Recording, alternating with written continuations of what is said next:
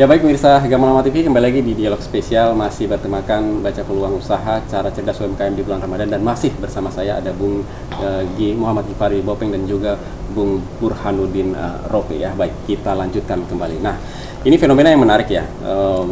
Akhir-akhir ini kan kelihatan bahwa memang UMKM kan tumbuh seperti jamur di musim hujan ya. Dan ada juga beberapa aturan juga yang mengamanahkan bahwa memang harus ketika mereka berusaha, khususnya dalam bidang kuliner, itu di jam-jam tertentu ya. Nah, kalau mungkin dari Bung Bute sendiri ya, yang berkecimpung dalam dunia UMKM ini, berpengaruh tidak? Sebenarnya sih tidak berpengaruh, karena memang keputusan surat edaran yang disampaikan oleh PJ Wali Kota itu memang saya rasa harusnya seperti itu. Karena apa? Bayangkan saja, ini jam 9 pagi, jam 10 pagi, ada yang dengan terang-terangan berjualan di depan nasi kuning, kan? Ini kan ajaib. Sementara larangan pemerintah bahwa warung makan seluruhnya harus ditutup, gitu loh. Kalau warung makan ditutup, loh kenapa ini ada di luar gitu? Makanya keputusan mungkin. Iya. Jadi memang keputusan pemerintah terkait PJ Wali Kota surat edaran terkait dengan jam-jam yang dimana kuliner itu siap untuk ready, itu harusnya seperti ini gitu loh. Dan ini seharusnya diterapkan dari dulu gitu. Jangan sampai Satpol hanya berjalan di rumah makan, sementara yang di depan kaki lima ini dibiarkan gitu loh. Kan menggoda kita gitu loh. Tidak dalam hal menggoda, tapi sih ini lebih panterek begitu. Ya, tapi kan ada yang mungkin ada yang berpendapat bahwa ini kan kesempatan setahun sekali ya, apa salahnya kan? Ada yang mungkin meningkatkan, dengan alasan meningkatkan pendapatan, ya dia lebih awal untuk berjualan. Tapi itu mempengaruhi kualitas dari jualannya dia juga. Jadi kadang-kadang nanti kalau di saat jam-jam orang mau belanja itu, jika orang melihat ini dari pagi nih, orang tidak akan belanja ke tempatnya dia gitu loh. Tapi dengan surat edaran PJ yang baru ini, bahwa jamnya sudah ditentukan, maka orang tidak akan mempengaruhi. Orang tidak, psikologi orang untuk membeli produk dari dia, makanan dari dia ataupun minuman dari dia, orang tidak akan ragu, oh iya ini makanan baru gitu loh. Walaupun dia udah bikin dari pagi gitu. Tapi kalau dia udah berani berjualan dari pagi, maka itu mempengaruhi psikologi orang. Misalkan saya tadi mau ke kantor lewat situ jam 9 pagi, saya lihat ada orang berjualan di situ. Sebentar sore saya belanja, saya tidak akan belanja di situ. Itu dari pagi itu saya tahu. Dan ini mempengaruhi penjualan dia. Kalau misalkan dia cerdas, maka dia tidak akan berjualan di pagi hari. Berarti dalam momen ini juga sebenarnya harus ada pendampingan juga ya. Artinya sebenarnya ini tidak perlu didampingi juga, masing-masing menyadari lah. Tapi kita bersyukur lah adanya surat edaran dari PJ Wali Kota ini. Saya bersyukur ini juga meningkatkan kesadaran dari masing-masing pelaku UMKM untuk tidak berjualan di pagi sampai siang hari. Baik, berbicara tentang produk ya di UMKM, ada sekitar 100 lebih ya tenan yang ada di sana ya. Nah, dalam momen Ramadan ini ya, produk-produknya itu akan tetap saja kah, ataukah saat ini ada yang berganti dengan produk-produk yang baru memanfaatkan momen?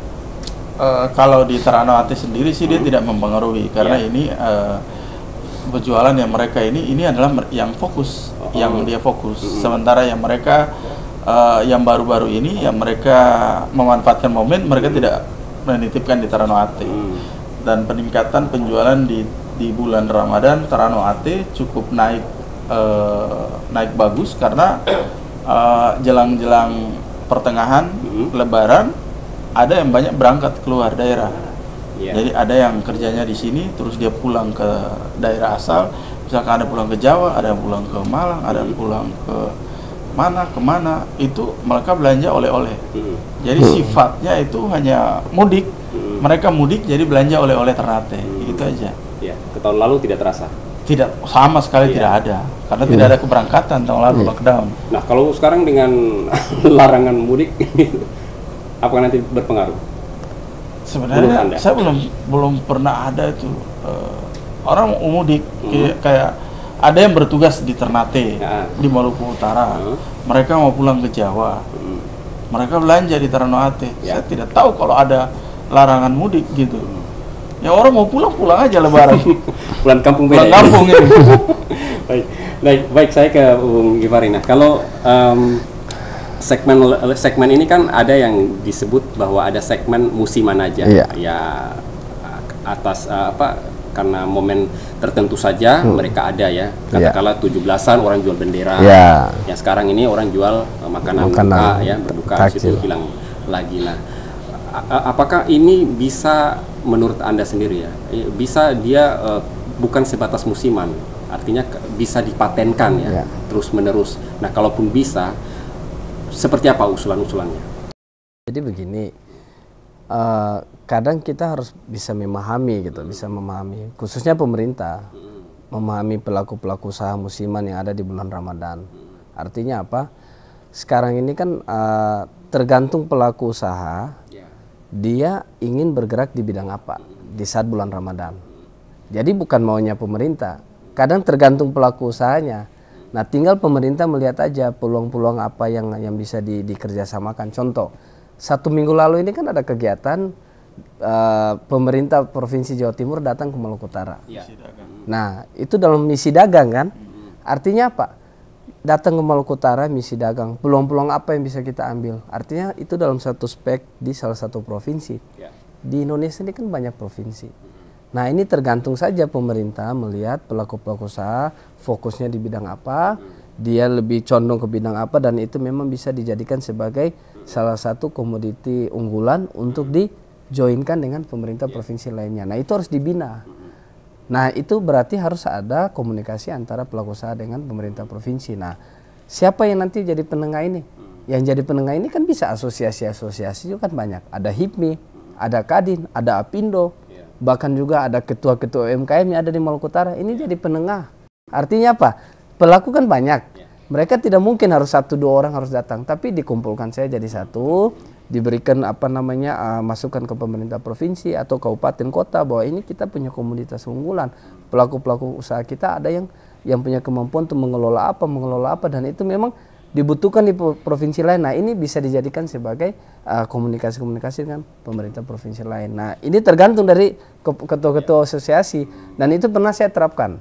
Gitu ya. Sampai terakhir, kelapa yang diproduksi dengan produk yang bermacam-macam. Itu saya berkoordinasi dengan teman-teman HIPMI, bukan sesama pemerintah provinsi, ini sesama asosiasi. Kita nih ada ini loh. Di Maluku Utara di Halmahera Barat itu ada kelapa ini loh. Kelapa ini, kopra ini, dan dia punya keunggulan berbeda dengan produk-produk yang ada di provinsi lain.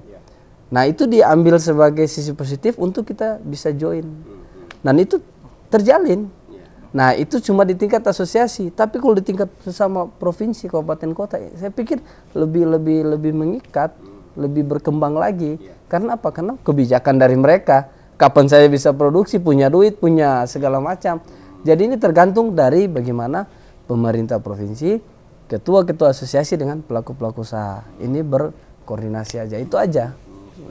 Nah, kalau kita berbicara tentang produk unggulan ya, itu kan tema besar ya, produk unggulan. Mungkin banyak juga yang pertanyaannya, benar tidak kita sebenarnya ada punya produk unggulan yang bisa kita sharing? Nah, kalaupun ada, apa produk unggulan? Sebenarnya banyak. Kalau produk unggulan di Maluku Utara itu banyak. Cuma yang jadi pertanyaannya sekarang, yaitu yang tadi saya kembali lagi, pendampingan dari pemerintah, didukung dengan sarana prasarana. Contoh, saya contohkan aja. Di Maluku Utara ini kan mayoritasnya ini kan kelautan, daerah laut. Berarti kita bisa tunjukkan perikanan. Nah, perikanan kadang yang jadi kendala kita ini adalah listrik, sumber daya ini yang kita jadi masalah. Contoh di salah satu wilayah, daerah ini tidak ada listrik, sedangkan nelayan, pelaku-pelaku usaha di sana butuh barang itu ikan itu kita ambil, kan kita harus beku, kita butuh listrik, butuh mesin itu cold storage. Tapi kan butuh listrik, tapi listrik nggak ada. Nah, itu kan berarti harus ada pemerintah di situ untuk membantu. Nah, itu saya contohkan hal seperti itu. Jadi kalau kita bilang komoditas unggulan banyak, cuma tergantung pemerintah melihat aja bahwa peluang ada di mana, dibantu dengan sarana prasarana. Nah, yang saya agak merasa bahwa ada pemerintah buat teman-teman pelaku usaha itu ya di Morotai. Gimana Pak Beni Laos itu masuk dalam kondisi-kondisi seperti itu. Dibangun cold storage, nelayan juga. Ya tergantung lah dengan pemerintah daerah. Nah, sekarang harapan saya baru selesai pilkada di 8 kabupaten kota.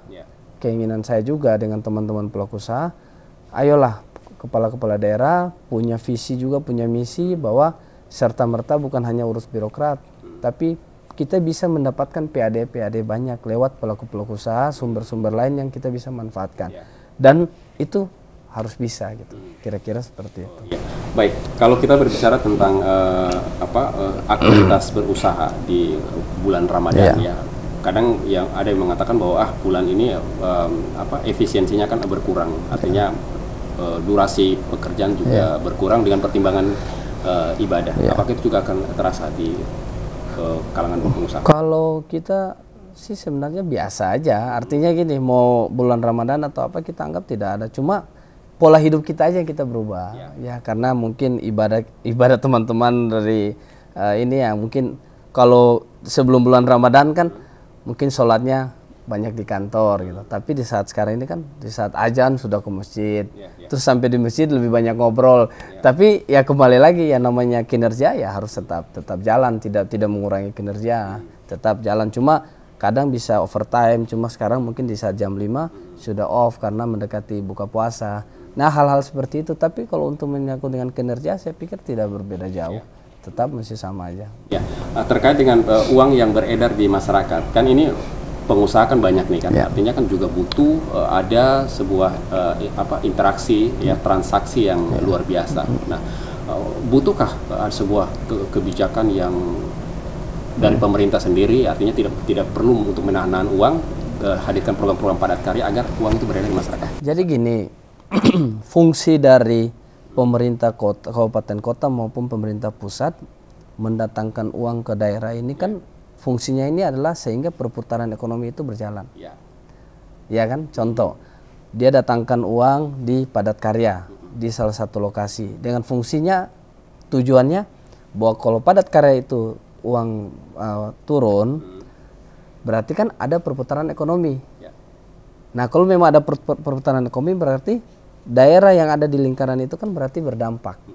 Nah, sekarang kalau tidak diturunkan atau sudah turun tapi ditahan, berarti terjadi masalah juga, masalah di lingkaran itu juga pasti terjadi penurunan daya beli, karena apa? Uang nggak ada yang turun. Tapi kalau misalkan uang itu dilepas sama pemerintah, berarti perputaran ekonomi itu pasti meningkat. Tapi saya nggak tahu alasannya tidak diturunkan tuh, saya nggak tahu alasannya apa. Tapi yang pasti berdampak negatif terhadap masyarakat. Oke, baik, kita akan beri lagi, masih ada tersisa 2 segmen lagi. Baik pemirsa Galau TV, Jambar Jadul dari layar kaca Anda di Dialog Spesial masih bertemakan baca peluang usaha cara cerdas UMKM di bulan Ramadan. Akan kami lanjutkan kembali setelah jeda komersial berikut ini, tetaplah bersama kami.